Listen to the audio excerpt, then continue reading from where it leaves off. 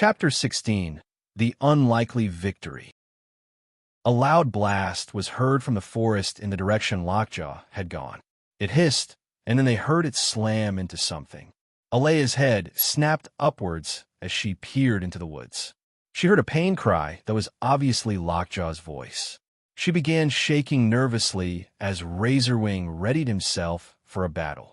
Lockjaw was thrown out of the shadows with a large gash on his left shoulder. He landed in the dirt near Alea, so she turned back into Saberclaw and ran over to his side. He struggled to sit up, but Saberclaw helped him.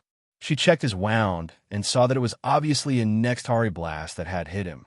Razorwing was watching the forest sharply. He knew that there was some sort of Nextari soldiers coming because of Lockjaw's wound. However, he was confused about what reason a Nextari would have to shoot one of their fellow soldiers.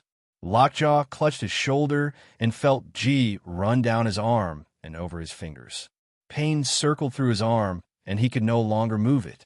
He inhaled sharply through his teeth and gasped as he tried to cope. Saberclaw was extremely worried about Lockjaw, but she was even more angry with whoever had shot him. She stood up and put her fists in front of her chest, ready to fight whoever had attacked Lockjaw, despite her broken arm and slashed leg. Razorwing grabbed her hand and moved it downward, saying, "No, I will handle it if there is a battle. But you and I need to get out of here." He spoke sternly, but Saberclaw shook out of his grasp and argued, "And just leave Lockjaw here? Whoever shot him will probably finish him off." She faced towards the woods again, and Razorwing gave up persuading her. He knew that Saberclaw was possibly the most stubborn person he will ever meet, and there was no changing her mind. However, he smiled as he thought about how brave she was. Saberclaw was looking into the forest when she saw about 10 Nextari soldiers proudly walk towards the Sentiron out of the shadows that the canopy of leaves provided. They had large blasters that they held in front of them with both webbed, six-fingered hands. Saberclaw bared her teeth at them with anger, warning them to stay away. She knew that, in her state, she wouldn't be able to take down 10 Nextari soldiers with blasters, but then again, she also had Razorwing. She figured Lockjaw wouldn't help even if he could, because he would be betraying his queen again. The soldier in the middle of the group laughed, as if he was angry, but knew that he had the upper hand. He yelled proudly in broken English, "Well, the Lockjaw betrays Queen Rebay again. You are a stupid being, Lockjaw. You be executed for that," he bellowed. Lockjaw tried to stand, but his shoulder caused him too much pain. Saberclaw looked back at Lockjaw. Her eyes were soft and gentle as she signaled him to stay down. The Nextari soldiers all laughed as Lockjaw struggled, angering Saberclaw even more. She called out to them slowly, so that they would understand her. "You need to leave. If you do not, then I will not hesitate to kill all of you." The soldiers all laughed at her, knowing that she was too injured to kill all of them. Even Razorwing looked at her unsurely. Razorwing knew there was no backing out now. He knew that if they tried to run, then the Nextari would follow them and find their hideout. He tried calling for Silver Spot's backup over the communication devices that they all had, but winced in pain and discovered the soldiers must have scrambled the comms. He knew that if Silver Spot didn't sense something was wrong and come help them fight, then he and Saberclaw may not make it out of this situation alive. Lockjaw held out his weapon to the soldiers, and they mocked him. Oh, so scary," they said sarcastically. Lockjaw knew that he was injured, but he didn't want to back down. After all, he had risked so much for Saberclaw so far and wasn't willing to let her die now. He glared at the soldiers and threatened, "You touch her, and I'll gut you." He didn't even care if they understood them or not. He actually was fluent in the Nextarian language, but he didn't feel like translating for them. Saberclaw ignored him and observed her enemies closely. Saberclaw knew that the soldiers had more numbers, but they were seriously underestimating her and Razorwing. She smirked, turned to Razorwing, and nodded. This signal didn't have to be explained to the red robot. He turned toward the Nextari and smiled cruelly. Then, he turned invisible. The Nextari soldiers stopped laughing at the sight of this and knew that they were about to be attacked. Thus, they raised their weapons. Razorwing had the element of surprise, so he stayed invisible and quieted his steps. Saberclaw tried her best to keep the soldiers' attention on her, but they had probably seen that tactic before. Each one of the soldiers pointed their weapon in a different direction since they had no idea where Razorwing could be.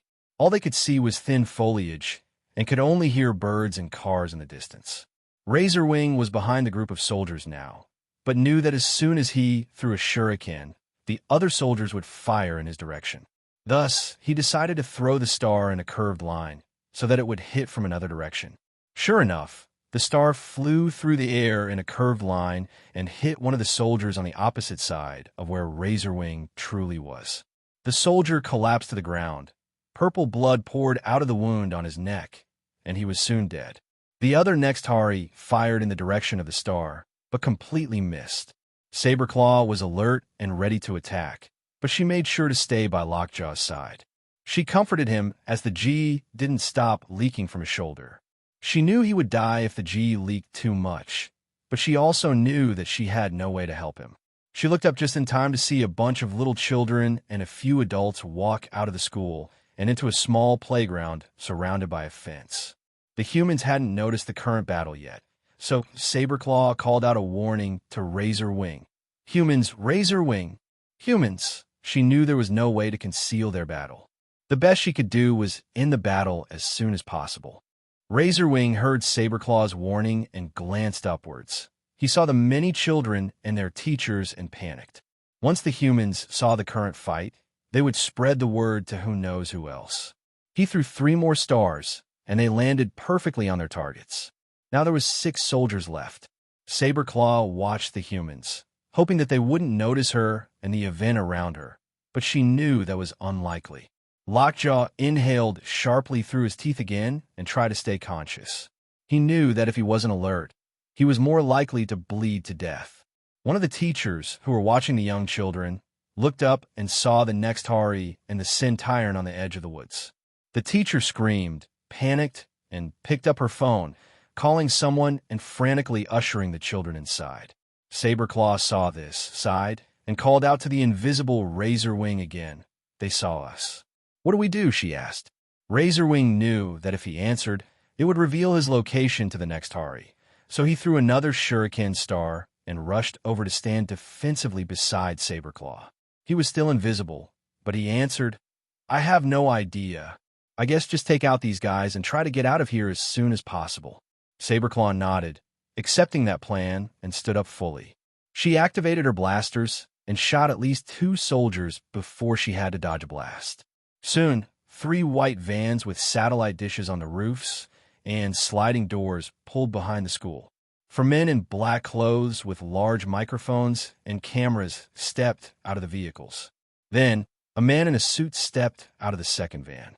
The man stood with his back turned toward the battle and began speaking in front of the cameras.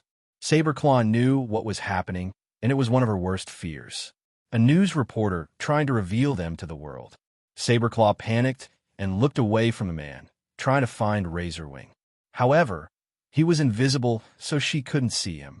She trusted that he could take care of himself as she tried to think of a plan. One of the Nextari soldiers noticed the man in the suit and decided that he was going to attack him. Saberclaw wasn't sure why the soldier wanted to kill a harmless human instead of her, but she didn't have time to think about it before the soldier quickly ran closer to the human. The man in the suit still had his back turned, so he didn't see the large alien coming for him. Saberclaw knew that if that soldier killed the human, it would probably make the situation worse, so she lunged at the alien before he could reach the human. The Nextari soldier was almost to the man when Saberclaw jumped onto him, making the alien fall to the ground and roll a little. Saberclaw violently pinned the alien and began punching him mercilessly. The alien now had a split lip and purple blood running down his face, but he managed to get Saberclaw off of him. By now, the news reporter had turned around and was watching the commotion. He was terrified, but was still talking into the camera and didn't move. Saberclaw didn't understand these people. They could be in such danger, but not even try to escape so that they get recorded more. Saberclaw could hear the man talk quickly as he looked at the camera. He said, "Large unidentified robots are currently fighting some sort of otherworldly creature on the Grove Academy campus. Students are quickly evacuating to safety."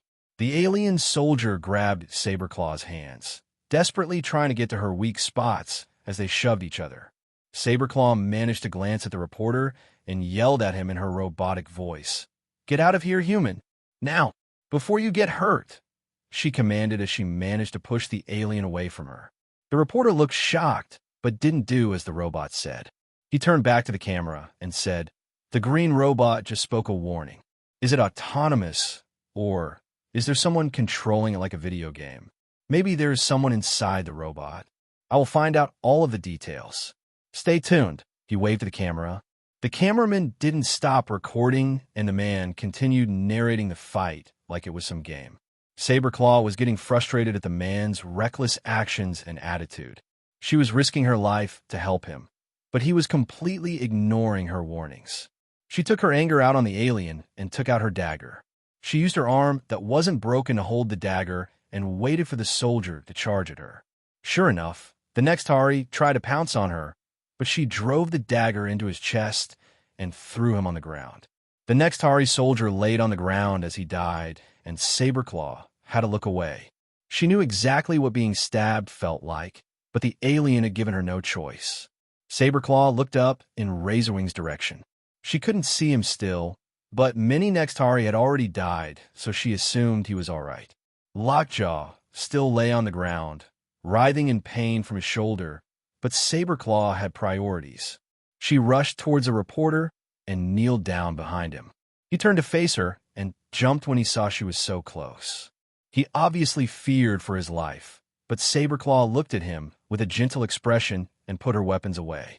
She spoke sternly. "Look, I know you want to get good views or whatever for your news channel, but you seriously need to get out of here before you get yourself killed." She looked away from the stunned man and into the camera. She knew that her cover had probably been blown, but that simply meant she had nothing to lose. She spoke softly into the camera. "I know that whoever is watching is probably terrified of me and my friends, but there is nothing to worry about.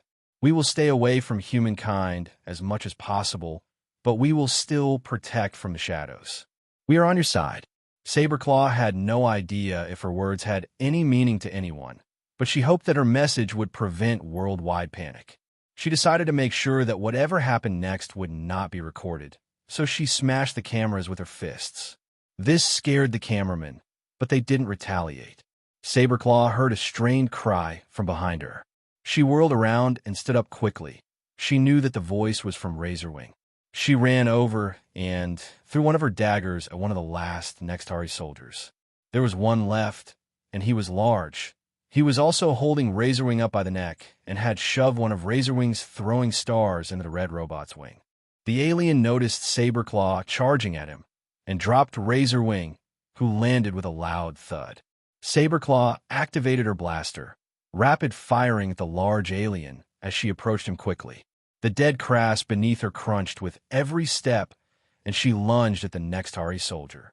Somehow, the alien dodged all of her shots and tried to grab Saberclaw's broken arm. She whisked her arm away and backed up, trying to make a quick plan to defeat the soldier.